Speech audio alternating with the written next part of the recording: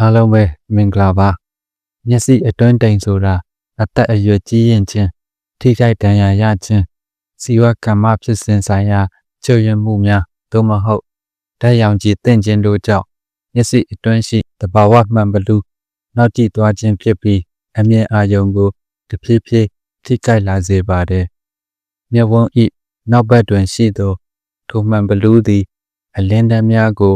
မြင်လွှာပေါ်သို့စုဆုံပေးပြီးကြည်လင်ပြတ်သားသောအမြင်အာရုံအတွက်၎င်း၏ကြည်လင်မှုနှင့်ကွင်းညွတ်မှုတို့သည်အလွန်အရေးကြီးပါတယ်အတွင်းတိမ်သည်မှန်ဘလူးတွင်းရှိပရိုတင်းဓာတ်များစုခဲလာခြင်းနှင့်ဆဲများဓာတ်တိုးပျက်စီးခြင်းတို့ကြောင့်ဖြစ်ပေါ်လာပြီးအလင်းပြန်ခြင်းနှင့်အမြင်အာရုံ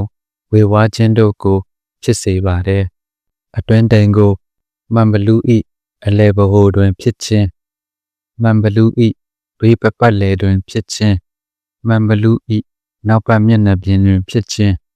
အဖြစ်များသောလက္ခဏာများမှာအမြင်အာရုံဝေဝါးခြင်းအလင်းစူးခြင်းကိုမခံနိုင်ခြင်းအယောင်များမှိမ့်မိန်သွားခြင်းနှင့်ညဘက်အမြင်အာရုံလျော့နည်းလာခြင်းတို့ဖြစ်ပါတယ်စစ်ဆေးရာတွင်အနုကြည့်မှန်ပြောင်းပြက်စစ်ဆေးခြင်းနှင့်အမြင်အာရုံစမ်းသပ်ခြင်းတို့ဖြင့်အတည်ပြုပါတယ်ဗျာခွဲစိတ်မှုမပြုမီမျက်ကြည်လွှာကျန်းမာရေးနှင့်မျက်လုံးအိမ်အရှည်တို့ကိုတိုင်းတာ၍ထက်သွင်းမိအစားထိုးမှန်ဘလူးအားကိုတွက်ချက်ရပါတယ်ခွဲစိတ်မှုကိုထုံစည်းဖြင့်သာပြုလုပ်လေ့ရှိပြီးခွဲစိတ်မဲ့နေရာကိုပိုးတက်ကာမျက်တောင်ကုတ်ဖြင့်မျက်လုံးကိုဖွင့်ထားပါတယ်မျက်ကြည်လွှာတွင်သိငယ်သောအပေါက်ဖောက်၍မှန်ဘလူးအိတ်အရှိဘမျက်နှာပြင်ကိုစက်ဝိုင်းပုံစံတိကျစွာလိထုတ်ပါတယ်အထရာဆောင်းစွမ်းအင်ကိုအသုံးပြု၍နောက်ကျနေသောမှန်ဘလူးကိုအမှုတ်ကျိတ်ကဆုတ်ထုတ်ဖယ်ရှားပါတယ်ခောက်၍ရသောအစားထိုးမှန်ဘလူးကိုထိုနေရာတွင်ထည့်သွင်းပေးပြီး၎င်းသည်မှန်ဘလူးအိတ်အတွင်း၌ပြန်လည်ပွင့်ထွက်သွားကာ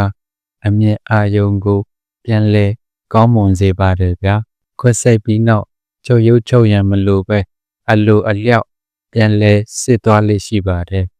ဘုဒ္ဓစေနဲ့ရောင်ရမ်းကြစေများထည့်ပေးရပြီး